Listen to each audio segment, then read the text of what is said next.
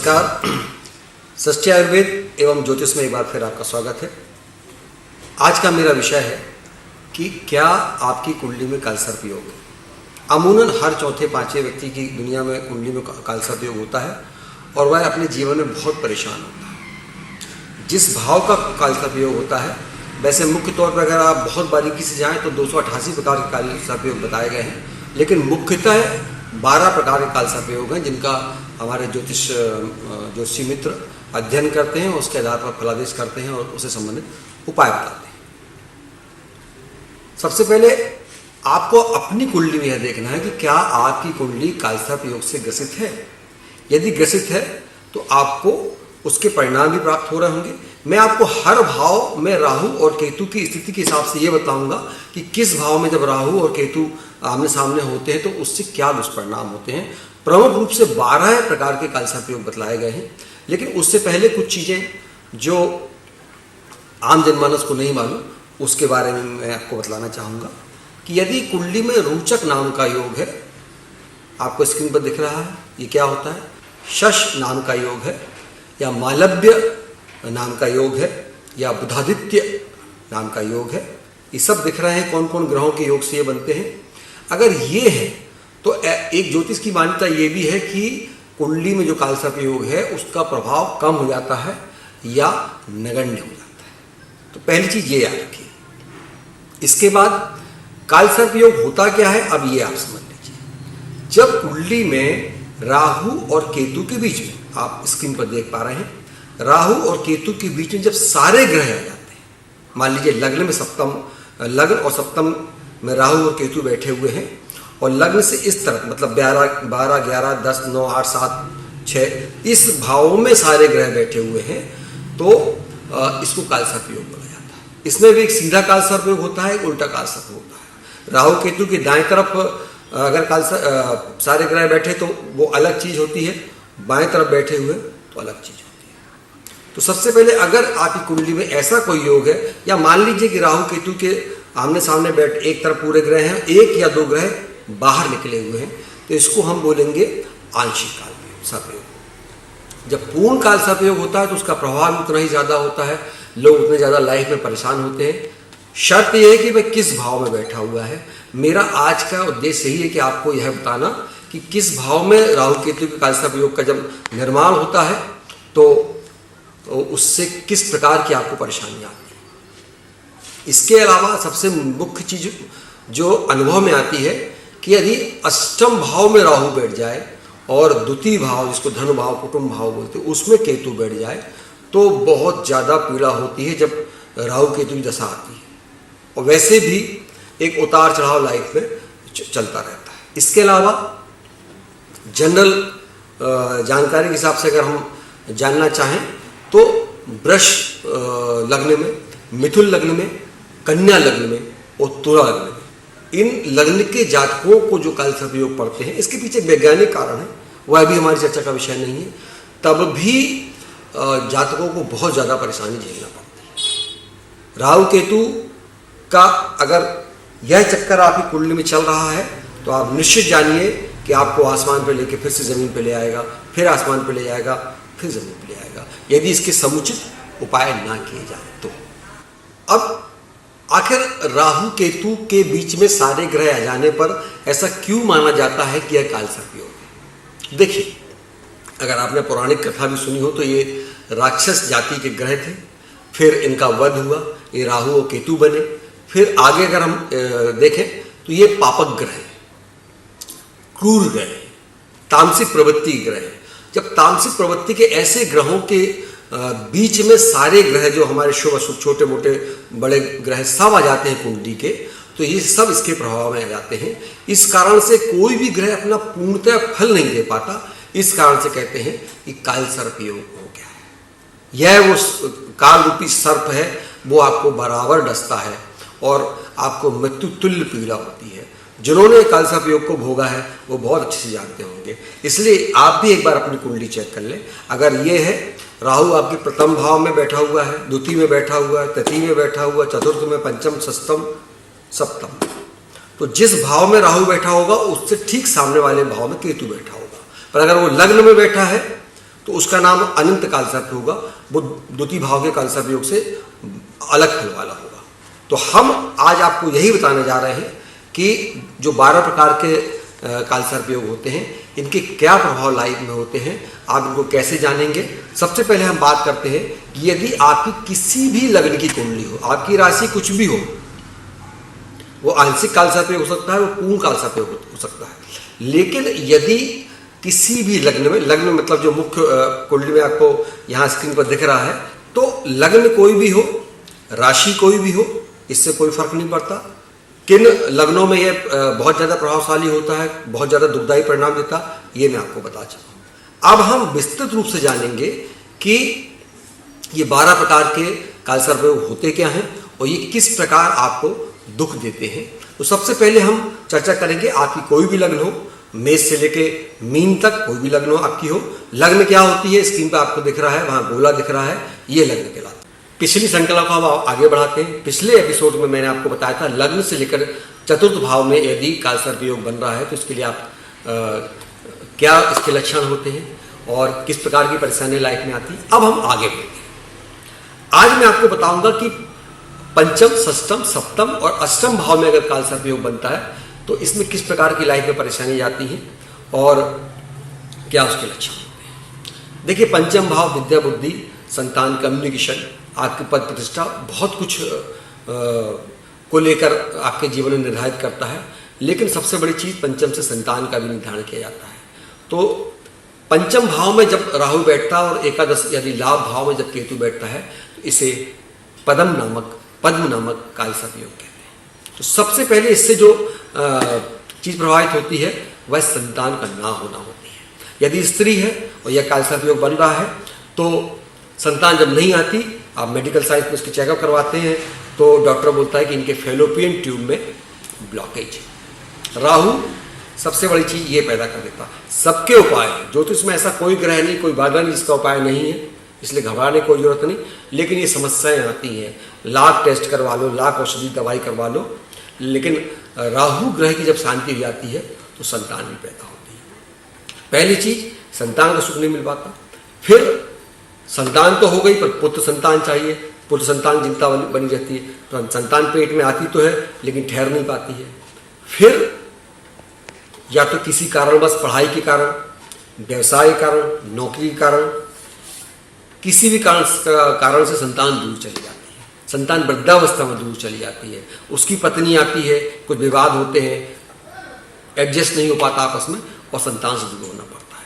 तो पंचम भाव में जब ये पद्म नाम का कालसर्प योग बनता है तो ये सब दुष्परिणाम सामने आते हैं।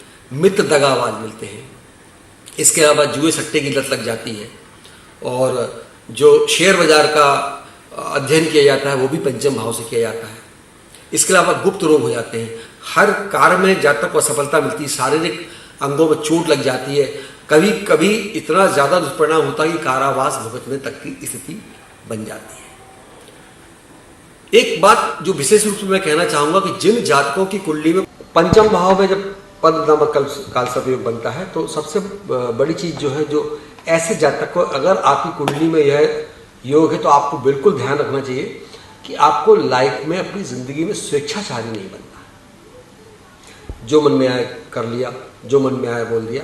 आपको हमेशा अपने से बड़ों की, गुरुजनों की सलाह लेके ही कोई काम करना चाहिए। और सबसे बड़ी खास बात कि आपको अपनी मित्र मंडली से बेहद सावधान रहना चाहिए। सबसे पहले तो जीवन में मित्रों का चयन करने में बहुत सावधानी रखना चाहिए।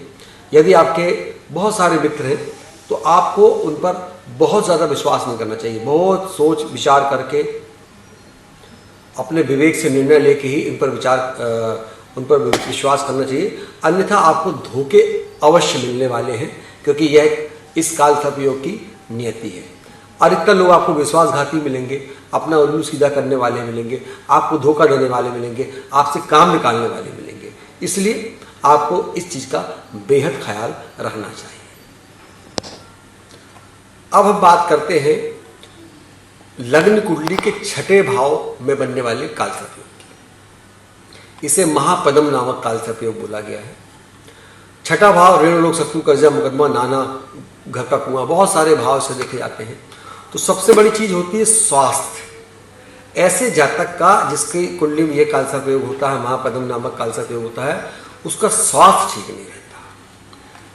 हर प्रकार की चिकित्सा पद्धति अपनाने के बाद भी वह बीमार बना रहता है। आपने ऐसे कई लोगों को देखे होंगे जो दुनिया भर में घुमा है लेकिन बीमार के बीमार बने रहते हैं। तो कहीं ना कहीं यह ऐसे लोगों की लाइफ में ऐसा काल सर्प जो होता है, महापद्म नामक काल सर्प योग होता है, ये बहुत ज़्यादा परेशानियां पैदा करता है। इसके अलावा प्रेम संबंधों में निराशा मिलती है, खुद के कारण मिलती है, दूसरों के कारण मिलती है, पत्नी से बिछड़ हो जाता है। वो कई कारणों से हो सकता है, आपके विवाद से हो सकता है, पत्नी की बीमारी के कारण हो सकता है, आपके कुछ गलत चरित्र के कारण हो सकता है, या बहुत सारे कारण हैं।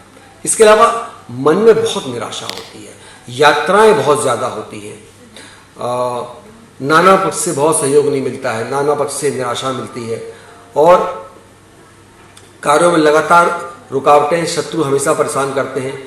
लगातार रुकावटों के कारण मन में एक निराशा घर कर जाती है और जीवन बहुत दुखदायी बन जाता है। इस योग के जातक को कई बार जेल भी जाना पड़ जाता है। लेकिन एक बहुत अच्छी बात यह है कि चूंकि छठे भाव में राहु बैठता है और द्वादश भाव में केतु बैठता है, और ज्योतिष की ऐसी मान्यता है कि द्वादश का केतु जो होता है वह मोक्ष कारक होता है। ऐसा भी कहा जाता है कि जिनकी कुंडली में 12वां केतु होता है, अगर वो उत्तराषाढ़ा नक्षत्र का जातक है या फिर द्वादश केतु वाला है, तो कहते हैं कि उसका यह आखिरी जन्म है। तो ऐसा जातक यदि आध्यात्मिक साधना करे, आध्यात्मिक सिद्धियां करे, आध्यात्मिक क्षेत्र में अगर प्रयास करे, तो उसको बहुत अच्छी सफलता मिलती है। इस काल सर्प योग में यह तो ये होता है कि जातक बहुत ऊंचे पहुंच जाता है या एकदम पतन के सबसे निचले स्तर पर पहुंच जाता है, परंतु बीच की स्थिति कभी नहीं होती। इसलिए यदि आपकी कुंडली में ऐसे कुछ योग हैं तो आपको सावधान हो जाना चाहिए, स्वेच्छाचारी नहीं होना चाहिए, अपने मन से निर्णय नहीं लेना चाहिए, अपने शरीर के प्रति, अपने रोग के प्रति, अपने पत्नी के प्रति, अपने व्यापार के प्रति, अपनी यात्राओं के प्रति आपको सावधान रहना चाहिए, सजग रहना चाहिए। अब हम बात करेंगे सप्तम भाव में यदि राहु और लग्न में अगर केतु आ जाए तो तक्षक काल सर्प योग बनता है। जिन भी हमारे मित्रों ने भागवत कथा सुनी होगी उसमें तक्षक सर्प का जिक्र आता है। तक्षक काल सर्प योग से पीड़ित जातक मानसिक रूप से बेहद परेशान रहता है। चूंकि लग्न और सप्तम का जो संबंध है वो पति पत्नी का संबंध है, तो पति पत्नी संबंधों में दरार आ जाती है, पत्नी संबंधों में बहुत सारे विवाद की स्थिति बनती है। और यदि जातक प्रेम करता है किसी से तो उसमें भी उसको बिछोह का सामना करना पड़ता है, जीवन साथी से मतभेद भी रहते हैं, और अगर वो व्यापार करता है तो उसका जो बिजनेस पार्टनर रहता है उससे अधिकतर धोखा मिलता है। इसके अलावा घर में कलह व अशांति का वातावरण बनता है, बने बनाए कार्यों में व्यवधान पड़ता है, और सबसे बड़ी बात कि मित्र कम होते हैं, शत्रु ज़्यादा होते हैं। और सबसे खास बात यह भी है कि ऐसा जातक गुप्त रोगों से पीड़ित रहता है। तो यदि आपकी कुंडली में तक्षक नामक काल सर्प योग है तो आपको इन सब बातों का ख्याल रखना चाहिए और इन बातों से सावधान रहना चाहिए। अब मैं छोटे छोटे आपको उपाय बतलाता हूँ। काल सर्प योग से निवृत्ति के लिए यदि आपकी कुंडली में किसी भी भाव का काल सर्प योग है, सबसे सामान्य उपाय तो यह है कि काल सर्प योग की शांति करवाई जाए। राहु केतु के मंत्रों के द्वारा जो जाप होता है, फिर उसका दशांश हवन होता है। घर में यदि आप करना चाहते तो सबसे सरल और आसान तरीका है कि आप नित्य भगवान शंकर की शिवलिंग के सामने या उनकी फोटो के सामने, जैसा आपकी व्यवस्था है मैंने, आप नित्य 108 बार ओम नमः शिवाय का जाप करें। एक हाथ में माला ले लें, रुद्राक्ष की माला या कोई माला ले लें, और इस बीच की उंगली से आगे बढ़ाते हुए उनके मनकों को 108 बार आप काल सर्प योग का जाप करें। अब यदि काल सर्प योग के कारण आपकी वैवाहिक जीवन में बहुत ज़्यादा परेशानी जा रही है, तलाक की नौबत आ रही है, आप लोग की नहीं निभ रही है, बहुत ज़्यादा विवाद होता है, तो एक छोटी सी प्रक्रिया के द्वारा आप पत्नी से दोबारा विवाह करें, उसकी काट करें, और घर के चौखट पर चांदी का स्वास्तिक बनाकर उसकी रोज पूजा करें, उसको धूप दीप दिखाएं। इससे भी आपको काफी लाभ होगा। बहते जल में कोयले अथवा सिक्के के 108 राहु के यंत्र प्रभावित करें।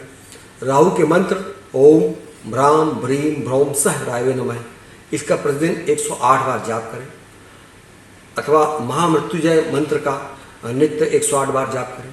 अथवा सिक्के अथवा चांदी के 108 सर्प बनाकर बहते जल में प्रवाहित करें। जिस समय यह सर्प प्रवाहित करें उस समय आपका जो फेस होना चाहिए वो बहते जल की तरफ होना चाहिए। इसके अलावा अभिमंत्रित किया हुआ कालसर्प योग का जो शांति यंत्र होता है उसको घर पर लगाएं, या फिर घर में मयूर का जो मोर का पंख होता है उसको पवित्र स्थान पर रखें और उसकी हवा अपने शरीर पर आने दें, उससे भी होता है। यदि आप बड़े स्तर पर करना चाहते हैं तो कालसर्प योग के अरिष्ट की शांति के लिए शिव मंदिर में भगवान शंकर का ओम नमः शिवाय का 1.25 लाख बार अगर आप जाप करवाते हैं और रुद्राभिषेक करवाते हैं तब भी आपको बहुत लाभ होगा। इसके अलावा प्रत्येक शनिवार को एक नारियल को तेल एवं काले तिलों का तिलक लगाकर मौली लपेटकर अपने सिर से 3 बार घुमाकर ओम भ्राम भ्रीम भ्रोम सह रायवे नमः मंत्र से कम 3 बार पढ़कर बहते पानी में बहा दें। इस ऐसे कम से कम आप 7 शनिवार करें, इससे भी आपको लाभ। प्रत्येक संक्रांति को गंगा जल सहित गौमूत्र का छिड़काव आप अपने घर के सभी कमरों में करें, अथवा प्रत्येक शनिवार को कुत्तों को दूध और चपाती डालें और गायों को कौओं को तेल के छींटे देकर रसोई की जो पहली रोटी बनती है उनको खिलाएं। कौए नहीं भी मिलते हैं तो आप गायों को खिलाएं। इसके अलावा किसी भी शुक्ल पक्ष की पंचमी को आप रुद्राभिषेक करें। श्रावण मास में आप कोशिश करें कि पूरे महीने भर रुद्राभिषेक करें। अगर नहीं होता है तो यथासंभव सोमवार को अवश्य करें। इनमें से कोई भी आप उपाय अगर अपनाएंगे तो निश्चित रूप से कालसर्प योग की जो विघ्न बाधाएं आपकी लाइफ में आ रही हैं इसमें कमी आएगी और आपको लाभ होगा। मित्रों, एक चीज़ याद रखिए कि जीवन में उपासना और भक्ति सर्वोपरि है। यदि आप उपासना करते हैं, हर श्वास में भगवान का नाम लेते हैं, तो बहुत सारे ग्रह, बहुत सारे जो समस्याएं हैं वो आपके निकट नहीं आती। इसलिए हर श्वास में भगवान का नाम, भगवान शंकर का, राम का या आपके जो भी इष्ट देव हैं उनका नाम स्मरण करते रहें और इन समस्याओं से बचे रहें। यदि आपको आज का वीडियो मेरा पसंद आया हो तो प्लीज़ इसे लाइक करें, सब्सक्राइब करें और ज़्यादा शेयर करें और उन लोगों तक अवश्य पहुंचाएं जिनको ये परेशानियाँ हैं। तब तक के लिए हमें आज्ञा दें। कोरोना का समय चल रहा है, अपने स्वास्थ्य का ख्याल रखें, घर पर रहें, स्वस्थ रहें, सुरक्षित रहें और दूसरों को भी प्रेरित करें कि वो अपने घर पर रहें। नमस्कार।